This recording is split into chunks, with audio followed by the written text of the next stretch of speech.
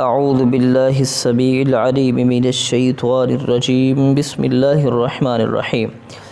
السلام علیکم ورحمۃ اللہ وبرکاتہ۔ ڈیئر اسٹوڈنٹس، انشاءاللہ الرحمن 7 کلاس ترجمۃ القرآن بک کی آج انشاءاللہ سورۃ البروج پڑھیں گے، جس میں ہم سورج کا مکمل سورت کا ترجمہ پڑھیں گے، لفظ بہ لفظ مشق حل کریں گے، تمام چھوٹے بڑے سوالات حل کریں گے، اس لیے ویڈیو کو اینڈ تک دیکھنا ہے۔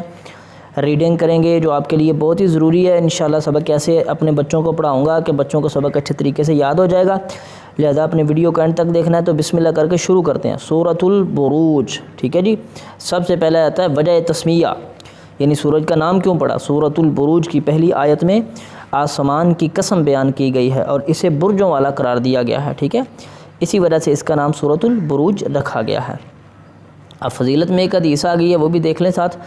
حضرت محمد الرسول اللہ خاتم النبیین علیہ السلام نماز عشاء میں سورۃ البروج، سورۃ الطارق کی تلاوت فرمایا کرتے تھے، ٹھیک ہے، فرماتے تھے۔ اب مسند احمد میں 8332 نمبر حدیث ہے۔ اب شان نزول کی طرف آتے ہیں کہ اس کے نازل ہونے کا پس منظر کیا ہے، کس شان کے ساتھ نازل ہوئی ہے۔ سورۃ البروج میں اللہ تعالیٰ نے اصحاب الاخدود یعنی خندقوں والوں کا ذکر بیان فرمایا ہے، ٹھیک ہے۔ اس واقعے کی تفصیل کچھ یوں ہے کہ پچھلی کسی امت میں ایک بادشاہ تھا جو ایک جادو سے کام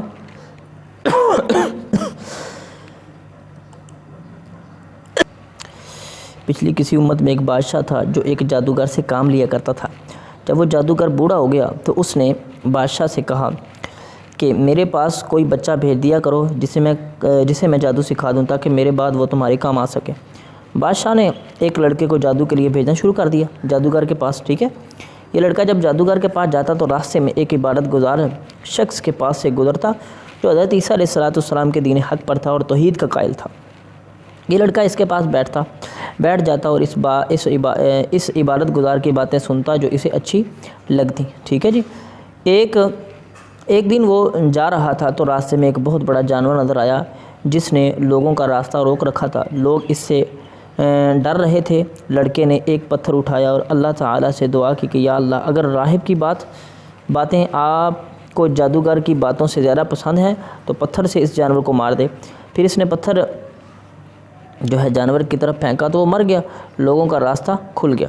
اس کے بعد لوگوں کو اندازہ ہوا کہ اس لڑکے کے پاس کوئی خاص علم ہے، چنانچہ ایک اندھے شخص نے اسے درخواست کی کہ اس کی بینائی واپس آ جائے۔ لڑکے نے کہا اگر تم وعدہ کرو گے کہ اللہ کی توحید پر ایمان لے آؤ گے تو میں تمہارے لیے اللہ سے دعا کروں گا۔ نابینا شخص نے یہ شرط مان لی۔ لڑکے نے دعا کی تو اللہ تعالیٰ اندھے شخص کو بینائی لوٹا دی اور وہ توحید پر ایمان لے آیا، ٹھیک ہے جی۔ ان واقعات کی خبر جب بادشاہ کو ہوئی تو اس نے لڑکے، راہب اور بینائی پانے والے شخص کو گرفتار کر لیا اور انہیں توحید کے انکار پر مجبور کیا۔ جب وہ نہ مانے تو اس راہب نے اور بینائی پانے والے شخص کو آرے سے چروا دیا، ٹھیک ہے جی۔ پھر اس لڑکے کے بارے میں اپنے سپاہیوں کو حکم دیا کہ اسے کسی اونچے پہاڑ پر لے جاؤ، جا کر نیچے پھینک دیں، ٹھیک۔ جب وہ لڑکے کو لے کر گئے تو اس نے اللہ سے دعا کی، پہاڑ پر زلزلہ آیا جس سے سپاہی مر گئے، لڑکا زندہ سلامت رہا۔ اس کے بعد پھر بادشاہ نے سپاہیوں کو حکم دیا کہ لڑکے کو کشتی میں لے جا کر سمندر میں ڈبو دیا جائے۔ لڑکے نے پھر دعا کی جس کے نتیجے میں کشتی الٹ گئی، سپاہی ڈوب گیا، لڑکا سلامت رہ گیا، ٹھیک ہے۔ جب بادشاہ کی ہر تدبیر ناکام ہو گئی تو لڑکے نے اس سے کہا اگر تم مجھے مارنا چاہتے ہو تو اس کا طریقہ ایک ہی ہے، وہ یہ ہے کہ تم سب لوگوں کو ایک میدان میں جمع کر کے مجھے سولی پر چڑھاؤ اور اپنے ترکش سے، ٹھیک ہے، تیر نکال کر کمان میں چڑھا دو، پھر یہ کہو کہ اس اللہ کے نام پر جو اس لڑکے کا پروردگار ہے، میں اس تیر سے میرا نشانہ لگاؤ، پھر اس تیر سے میرا نشانہ لگاؤ، ٹھیک ہے۔ بادشاہ نے ایسا ہی کیا۔ تیر اس لڑکے کے کن پٹی پر جا کر لگا اور وہ شہید ہو گیا۔ لوگوں نے یہ منظر دیکھا تو بہت سے لوگ ایمان لے آئے۔ اس پر بادشاہ نے ان کو سزا دینے کے لیے سڑکوں کے کنارے پر خندقیں کھدوا کر ان میں آگ بھڑکائی اور حکم دیا کہ جو کوئی توحید کے دین کو نہ چھوڑے اسے اس خندق میں ڈال دیا جائے، ٹھیک ہے۔ چنانچہ ایمان والوں کی ایک بڑی تعداد کو زندہ جلا دیا گیا۔ ان سب کو اللہ تعالیٰ نے ایسی ہمت عطا فرمائی کہ کوئی بھی ایمان چھوڑنے پر راضی نہ ہوا اور ان میں سے ہر ایک نے آگ میں جل کر شہید ہونا قبول کر لیا۔ بڑا عظیم واقعہ جی، ماشاءاللہ۔ پھر اللہ تعالیٰ کا کرنا ایسا ہوا کہ خندق کے کنارے پر بیٹھے ہوئے کافر بھی آگ کی لپیٹ میں آ کر خاکستر ہو گئے۔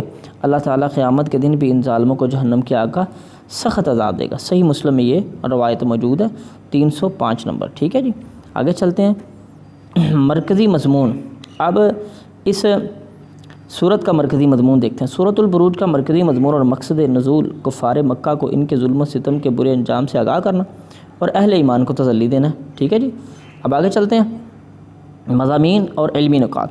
سورۃ البروج کے شروع میں اللہ تعالیٰ نے یوم موعود، ٹھیک ہے، یعنی قیامت کے دن، شاہد یعنی جمعہ کے دن اور مشہود یعنی عرفہ کے دن کی قسمیں بیان فرما کر اصحاب الاخدود یعنی خندقوں والوں کی ہلاکت کا اعلان کیا۔ اس لیے دنیا میں بھی سزا اور آخرت میں بھی جہنم کا عذاب ہے۔ ٹھیک ہے جی، سورۃ البروج کے مطابق اللہ تعالیٰ نے ہماری نصیحت کے لیے قرآن مجید میں اچھے اور برے لوگوں کا ذکر فرمایا۔ کفار اور مشرکین کے ظلم و ستم ایمان والوں کی آزمائش کے ظلم و ستم ایمان والوں کے لیے آزمائش ہوتا ہے۔ اللہ تعالیٰ ظالم اور مظلوم سب کو اچھی طرح جانتا ہے۔ ہمیں کسی پر ظلم نہیں کرنا چاہیے، کیونکہ ظالم کو سزا مل کر رہتی ہے۔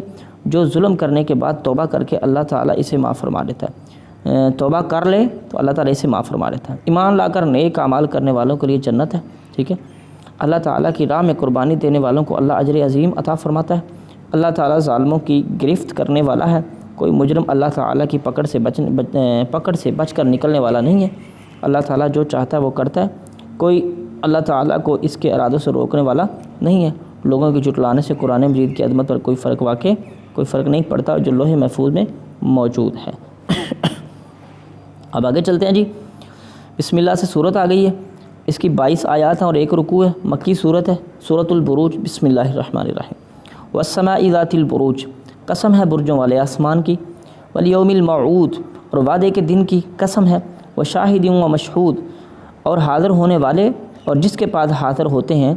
ٹھیک ہے، یہ شاہد اور مشہود کے بارے میں پیچھے آپ نے پڑھ لیا۔ الموعود قیامت کا دن، شاہد جمعے کا دن، مشہود میدان عرفہ کا دن۔ ٹھیک ہے جی۔ قتل اصحاب الاخدود، قتل کر دیے گئے خندقوں والے، النار ذات الوقود، ایسی آگ میں ڈالے گئے جو ایندھن والی تھی، اذ ہم علیہا قعود، جب وہ ان کے کناروں پر بیٹھے ہوئے تھے، وہم علی ما یفعلون بالمؤمنین شہود، اور وہ ایمان والے جو سختیاں جو ہے وہ کر رہے تھے برداشت، وہ اسے دیکھ رہے تھے۔ ٹھیک ہے جی، یعنی وہم اور وہ علی ما یفعلون، جو وہ کر رہے تھے، بالمؤمنین مومنوں کے ساتھ، شہود وہ حاضر تھا یعنی دیکھ رہا تھا یا دیکھ رہے تھے۔ وما نقموا منہم الا ان یؤمنوا باللہ العزیز الحمید، اور انہوں نے مومنوں سے صرف اس بات کا بدلہ لیا۔ ٹھیک ہے، نقموں سے انتقام سے ہے، ٹھیک ہے، اور نہیں انہوں نے انتقام لیا ان سے مگر اس بات کا، ان یؤمنوا باللہ العزیز الحمید، کہ وہ اللہ پر، غالب حکمت والے اللہ پر ایمان رکھتے ہیں۔ الذی لہ ملک السماوات والارض، وہ اللہ کہ جس کے لیے بادشاہی ہے آسمان و زمین کی، واللہ علی کل شیء شہید، اللہ ہر چیز پر گواہ ہے۔ ان الذین فتنوا المؤمنین، بے شک وہ لوگ جنہوں نے مومنوں کو تکلیف میں ڈالا، والمؤمنات اور مومن عورتوں کو، ثم لم یتوبوا، پھر انہوں نے توبہ نہیں کی، فلہم عذاب جہنم ولہم عذاب الحریق، ان کے لیے جہنم اور جلا دینے والا عذاب ہے۔ ان الذین آمنوا وعملوا الصالحات، بے شک وہ لوگ جو ایمان لائے اور نیک عمل کیے، لہم جنات تجری من تحتها الانہار، ان کے لیے باغات ہیں جن کے نیچے نہریں چلتی ہیں۔ ذالک الفوز الکبیر، یہ بہت بڑی کامیابی ہے۔ ان بطش ربک لشدید، بے شک آپ کے رب کی پکڑ بہت ہی سخت ہے۔ انہ ہوا یبدئ و یعید، وہ پہلی بار پیدا فرماتا ہے اور دوبارہ بھی لٹائے گا۔ وہو الغفور الودود، وہ غفور ہے، بخشنے والا ہے، ودود بڑی محبت کرنے والا ہے۔ ذو العرش المجید، عرش عظیم کا مالک، فعال لما یرید، وہی کرتا ہے جو ارادہ کرتا ہے۔ حل اتاک حدیث الجنود، کیا نہیں آئی آپ کے پاس لشکروں والے کی خبر؟ وہ کون ہے؟ فرعون و ثمود، فرعون کی اور ثمود کی، یعنی قوم فرعون اور قوم ثمود کی۔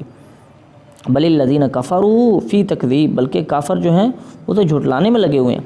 واللہ من ورائہم محیط، اور اللہ ہر طرف سے ان کا احاطہ کرنے والا ہے۔ بل ہوا قرآن مجید، بلکہ یہ تو بڑی عظمت والا قرآن ہے، فی لوح محفوظ، جو لوح محفوظ میں لکھا ہوا ہے۔ چلیں جی اب جلدی سے مشرق کو دیکھتے ہیں، درست جواب کا انتخاب کیجیے۔ سورۃ البروج میں ذکر ہے اصحاب الفیل کا، اصحاب الاخدود کا، ہاں جی اس کا جواب ہے جی اصحاب الاخدود کا، یہ اس کا دوسرا جو ہے نا اس کا جواب ہے اصحاب الاخدود۔ آگے چلتے ہیں، اصحاب الاخدود سے کیا مراد ہے؟ خندقوں والے، غاروں والے، کنویں والے، پہاڑوں والے، تو اس کا پہلا جواب ہے جی الف والا، خندقوں والے۔ اللہ تعالیٰ نے لوح محفوظ میں رکھا ہے تورات کو، زبور کو، انجیل کو، قرآن مجید کو۔ ویسے تو اس کا صحیح جواب بنتا ہے کہ ان سب کو ہی اللہ نے لوح محفوظ میں رکھا ہے، ٹھیک ہے، یہ لوح محفوظ سے ہی تمام کتابیں اتری ہیں اور یہ سب مل کے ایک کتاب بنتی ہے۔ لیکن یہاں پر جو کتاب والا مینشن کر رہا ہے وہ جی قرآن مجید کو، ٹھیک ہے، خصوصی طور پر قرآن مجید، اور یہ ساری کتابیں لوح محفوظ سے ہی آئی ہیں، ٹھیک ہے، اور ساری مل کے ایک ہی کتاب بنتی ہے۔ سورۃ البروج کی پہلی آیت میں قسم کھائی گئی ہے، کس چیز کی؟ زمانے کی، انجیل کی، آسمان کی، زمین کی، آسمان کی، والسماء ذات البروج، ٹھیک ہے جی، آسمان کی۔ بادشاہ نے تیر پر کس کا نام لیا تو مومن لڑکا شہید ہوا؟ اپنے بت کا، ایک فرشتے کا، اللہ تعالیٰ کا، ٹھیک ہے، یہ ڈال والا چوتھے نمبر والا۔ مختصر جواب دیجیے۔ سورۃ البروج کی وجہ تسمیہ، آپ نے کتاب کو جو سب سے پہلی لائن ہے نا جو وجہ تسمیہ والا وہ یاد کرنا ہے، اس سوال کا جواب ہے، ٹھیک ہے۔ سورۃ البروج کا مرکزی مضمون کیا ہے؟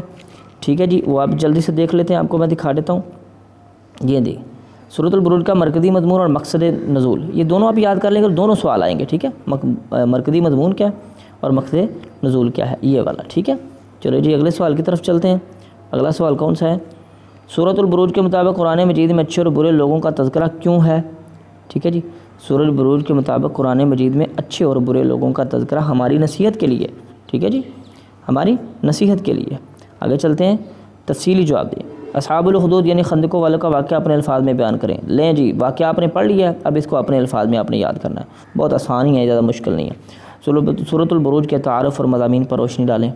تو اب جب اس کا وجہ تسمیہ جان لیں گے، پس منظر جان لیں گے، شان نزول جان لیں گے، مکی یا مدنی ہے یہ جان لیں گے، تو یہ سارا تعارف ہی ہے، اور مضامین جو ہیں آپ نے وہ لکھ دینے ہیں کہ اس میں جو ہے نا مکی جو کفار مکہ کو، مشرکین مکہ کو ان کے برے انجام سے ڈرایا گیا، ٹھیک ہے، تو یہ اس کا مضمون ہے، ٹھیک ہے۔ تو ماشاءاللہ جی الحمدللہ ہم نے سبق سارا پڑھ لی ہے اور مشق بھی حل کر لی ہے۔ اب آپ کا کام ہے اس کو اچھے طریقے سے یاد کرنا۔ ملیں گے ایک نئی صورت میں، تب تک کے لیے اللہ حافظ۔